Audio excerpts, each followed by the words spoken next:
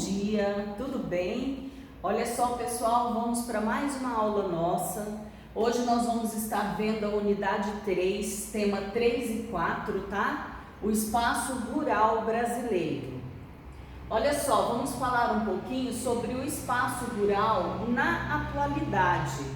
Olha só, os espaços rurais caracterizam-se pela predominância das atividades econômicas, né, que pega aí o setor primário, a agricultura, pecuária e o extrativismo, além do turismo, né, que é uma novidade, que muitas pessoas gostam de passar o final de semana, né, no espaço rural, e é assim algo que vem crescendo, ocupando cada vez mais um lugar aí, né, uma novidade, vamos dizer assim, onde as pessoas estão ganhando um pouco mais de dinheiro no espaço rural, que é esse turismo.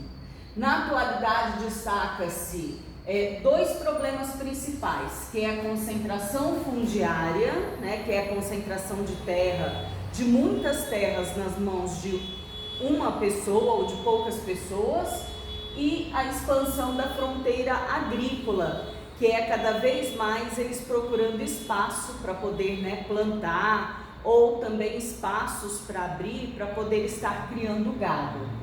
Olha só, a concentração fundiária.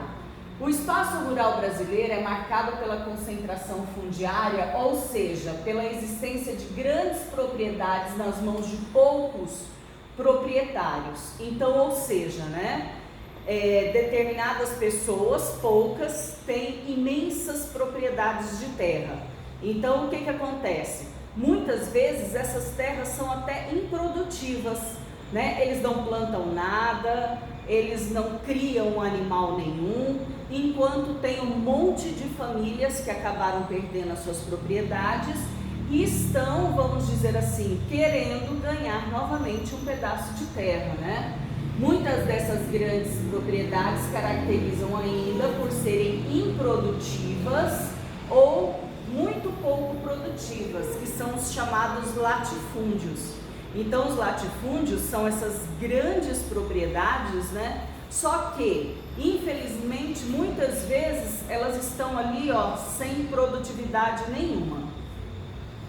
A atual estrutura fundiária brasileira resulta em grande parte do sistema de plantations. Esse sistema de plantations, ele foi adotado na época da colonização, né? Lá no período colonial. Então, o que eles faziam? Eles tinham imensas plantações de determinados produtos, no qual ia para outros países. Então, isso é uma realidade que permanece até nos dias de hoje.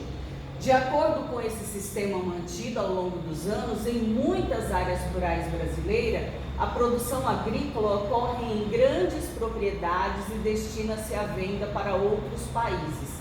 Então, ou seja, gente, o que acontece? Essas grandes propriedades, elas vão plantar muitas vezes o que elas conseguem negociar com outros países, né? Nesse caso, milho, soja, trigo. Ou seja, não é aqueles produtos voltados para a nossa alimentação do dia a dia, né? Se nós fôssemos depender apenas desses cultivos, provavelmente iria faltar muita coisa na nossa alimentação do dia a dia. Olha só, alguns já devem ter visto essa bandeira por aí, ou já devem ter ouvido falar no MST, né, que é o Movimento dos Trabalhadores Rurais Sem Terra. Então, o que acontece? Muitas famílias perderam suas propriedades. Como assim, professora? Né? Muitos fizeram empréstimos para poder cultivar mais, para poder comprar um pouco de máquinas e não conseguiram pagar as suas dívidas com o banco, vamos dizer assim. E eles, né, deram a propriedade como garantia e muitos acabaram perdendo. Então, muitas dessas famílias é as que fazem parte desse movimento dos sem terra. Conforme nós já conversamos, não são todos que estão no movimento que realmente são, né, sem terras, que perderam as suas propriedades, que são produtores rurais. Nós vimos que tem algumas pessoas que andam junto com o movimento, mas que eles só estão ali para poder ganhar as terras e vender essas terras, certo? Vamos falar um pouquinho sobre a concentração fundiária, então, que agrava o desemprego, a miséria e a violência no espaço rural. Essas questões culminaram na organização dos movimentos sociais que reivindicam o acesso à terra. Alguns deles lutam pela realização da reforma agrária, ou seja, para essa redistribuição de terras, para que ela aconteça, para que o governo faça isso, né? Porque muitas pessoas estão ali, né? A profissão deles é o trabalho do campo. E muitas vezes eles se veem numa situação de miséria, vivendo ali em questões de violência, justamente para andar, né, para ficar no movimento, para ver se eles consigam um pedaço de terra para poder permanecer ali com a família deles. A expansão da fronteira agrícola. Olha só, gente, já mostrei para vocês aí no livro de vocês que tem um mapinha mostrando que as pessoas estão invadindo cada vez mais áreas. Por exemplo, eu vou citar um exemplo, né, que é o exemplo da floresta. Então, lá na Amazônia, o que eles fazem? Eles vão invadindo parte da floresta, vai desmatando isso daí, e aí eles vão plantando soja ou muitas vezes abrindo espaço para a criação de gado. Então, isso é uma das realidades que acontece lá na floresta amazônica. O mesmo acontece no nosso cerrado. Eles fazem a mesma coisa. Quando nós viajávamos há um tempo atrás, nós não víamos tantas plantações como nos dias de hoje. Então, ou seja, cada vez mais eles estão tentando abrir espaço, né, para aumentar essa área de produção agrícola, o que vem prejudicando muito o meio ambiente. E o agronegócio? Lembra daquela propaganda?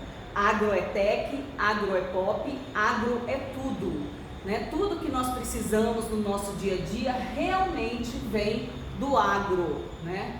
Olha só, no Brasil atual, o agronegócio tem grande importância para a economia do país e apresenta alta produtividade pelo fato de empregar muita tecnologia nas diversas etapas de produção. Então, ou seja, vamos imaginar aí, né? Até tem um exemplo de vocês aí no livro, que é a questão da produção de ketchup, né? Então tem lá o tomate, desde a plantação dele, os cuidados, até ele chegar naquele momento de colheita. Depois ele é levado para uma indústria de processamento. Aí depois ele ainda passa por alguns processos. E aí depois ele ainda vai para o mercado, né? Então, ou seja, do mercado até chegar na nossa casa. Então, são diversas etapas que acontecem. E aí, olha só, o agronegócio ajuda muito também os pequenos produtores, porque eles fazem cooperativas agrícolas. Um pequeno produtor só, ele é muito fraco, mas quando eles se juntam e formam as cooperativas agrícolas, aí surgem então os agronegócios, né? E vamos dizer assim, eles se fortalecem, eles conseguem ganhar o seu dinheiro, eles conseguem ser mais valorizados por isso. Nós temos aqui uma imagem de uma agricultura familiar, né? Que é muito comum, e graças à agricultura familiar que nós temos o alimento do nosso dia a dia que chega em nossas mesas, porque eles produzem de tudo, né? De tudo um pouquinho. Então é o suficiente para a família deles, e o que excede é vendido nas feiras, é vendido nos pequenos mercados, que é o que faz parte da nossa alimentação, do nosso dia a dia. No Brasil, a agricultura familiar é a principal responsável pelo abastecimento do mercado interno e apresenta uma alta produtividade. Então, a agricultura familiar, ela emprega mais de 70% dos trabalhadores do campo. Não dá nem para imaginar, né? Porque se nós pensarmos uma agricultura familiar, a gente pensa algo pequeno. Só que muitas vezes é pequeno ao nosso olhar, mas é grande para a família que trabalha ali, que mora ali. Que às vezes eles não conseguem fazer todo o trabalho.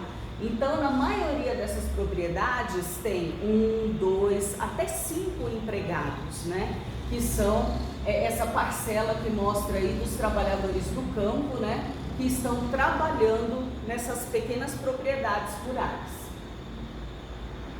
Agricultura e meio ambiente.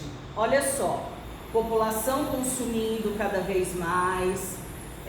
Nós temos, né, algumas propriedades que utilizam técnicas modernas, maquinários, sempre produzindo o tempo todo. Mas vamos pensar um pouquinho, e o meio ambiente nessa situação? Será que ele sai prejudicado com tudo isso? Com certeza, né, gente? Porque para produzir bastante, o produtor rural ele usa muito agrotóxico. Então o agrotóxico nós sabemos que não faz bem para a nossa saúde, né? E tem aqueles que usam em excesso. E aí o que acontece? Muitos trabalhadores às vezes se contaminam com esses agrotóxicos, eles acabam chegando nos lençóis freáticos, então acaba contaminando as águas subterrâneas que nós temos, né? E compromete também a qualidade desses alimentos, porque quanto mais agrotóxico se utiliza, pior para nós, né? Porque nós vamos estar consumindo algo que não vai estar fazendo bem para a nossa saúde. Então, com isso tudo, tem aí algumas práticas sustentáveis. Olha só, reduzir o desmatamento e o uso de insumos químicos nas plantações, utilizar a água de forma responsável e valorizar a agricultura familiar e orgânica são medidas que respeitam os recursos naturais e tornam possível a prática da agricultura sustentável. Bom, produtos orgânicos, né? São aqueles produtos que nós encontramos na feira, que eles não são tão bonitos porque eles não utilizam aqueles agrotóxicos fortes que fazem mal para a nossa saúde, e sim produtos naturais para isso. Então, ou seja, ele requer cuidados maiores e ele demora um pouco para produzir, não é tão rápido quanto o outro. Por isso que muitas pessoas ainda não utilizam, mesmo porque ele não é tão fácil de se encontrar e ele tem um custo maior do que o que nós encontramos por aí em todas as bancas da feira.